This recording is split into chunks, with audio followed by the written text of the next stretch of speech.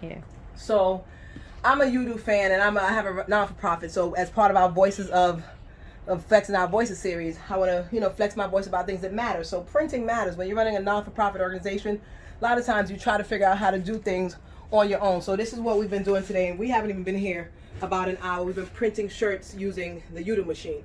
Now, Yudu machine has failed me. I haven't used this but once since 2009 when I bought it, maybe 2008, and all of a sudden today I put in a slide, the emulsion screen to be dried, and the thing went bogus on me. So what I'm going to do is show you guys real quick some other ideas. So we'll just show you actually real quick. We did these with some very old screens that we had done since 2009. I had done these screens, Yudu screens, and you can see it's used up, but I didn't want to let my screen go. So of course it means there's a lot of holes in the emulsion screen where you can see there's some blotches in these shirts, but they're still great for what we want to do with the children. And then you can see the final product, which we're going to show you how we got here. We got from there to here. And this was simply a combination of what we did was we decided to make our own screen on the Yudu screen. We decided to make our own stencil. It was perfect, awesome. We had stencils. I have a lot of arts and craft supplies. We made a stencil. We taped around the borders. And as you can see, the product that we came up with looks like absolutely amazing. So I'm sure our staff and our interns will be happy. So we're going to jump right in. We're still using all the Yudu supplies. The table, everything else is coming in handy except for the actual Yudu machine, which went bogus on us. But again, we realized that it's easier to make our own stencil and make this thing happen. So you have it here, hook it onto the t-shirt connector. I have a small space I'm working on, which can be a little funky because everything is getting in the way. But again, I'm in a community center. Every time I touch a t-shirt, I have to be careful because it's getting on the shirts. Actually, this table's a bit dirty, but I'm spraying hand sanitizer just to make sure. And I'm going to put on a glove to get at this. Part of it, we're in Corona season, unfortunately. And but I'm going to be a little careful. So I'm putting on a glove real quick to avoid the ink that's going to come with this stencil. Very quick. Again, the shirt is on the table waiting for its mastermind. We have the stencil waiting.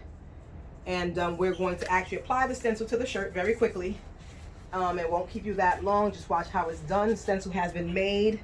And again, this black area you see is this black tape we used to border all the areas we don't want the ink on. We're going to lay this stencil. There are 2 extra holes that are there. They kind of give us a border right underneath here, just to give us like a ruler. And we have some ink. We're gonna grab the ink, which I probably need to clean the tub. That's why the ink is getting on everything. I'm just gonna use the spatula or to grab the ink. You have an option of getting actually the tube. Michael's has it. Clothing ink and various stores. You can definitely do that. It's a good option. It's probably easier than what we're doing here, and it'll make sure you get the full darkness that you want from your shirt. So we're doing that. I'm kind of spreading it almost like I'm making a cake. And so I'm here going to try to save my leftover ink. Put my jar down out of the way so it doesn't get on my shirt. And let's just go right to it. And then we're going to take it from the top and use both hands. It gives you a nice grip. And come straight down on the stencil. I applied a little bit of pressure. And I'm going to come back and revisit areas that I think I might have missed. Revisit the corner over here, this X. And I felt it coming through. And clean up my extra ink so it can be reused. And I think we have got a good one here. Shucks, I might have gotten some ink at the very top. You see that? Yeah, it's not a good look. Let's see if I could. No, just take out the shirt before you. Okay, let's do it. Don't go for it. Grab that stencil for me. We got anything there? Oh, it wasn't the stencil. It was. Okay, we got a little line. Thank God. It was just a little line. And you showed them the final product? Yeah. So I probably was a little eager with taking it off because the T is starting to miss, which means I need to press a little bit more. But I'm going to actually cheat a little bit and come through this T really lightly and smudge it just so, so there's something there.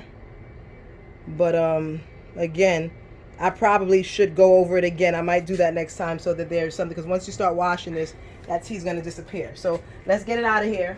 We've been doing quite a few of them. And there you have it. Once again, let's show them some of the other shirts we did. There you have it. We've basically got a whole t-shirt shop going on here. T-shirt shop. And let's just give them one quick shout out. So we have our Flexing Our Voices, a NewFlex Youth program.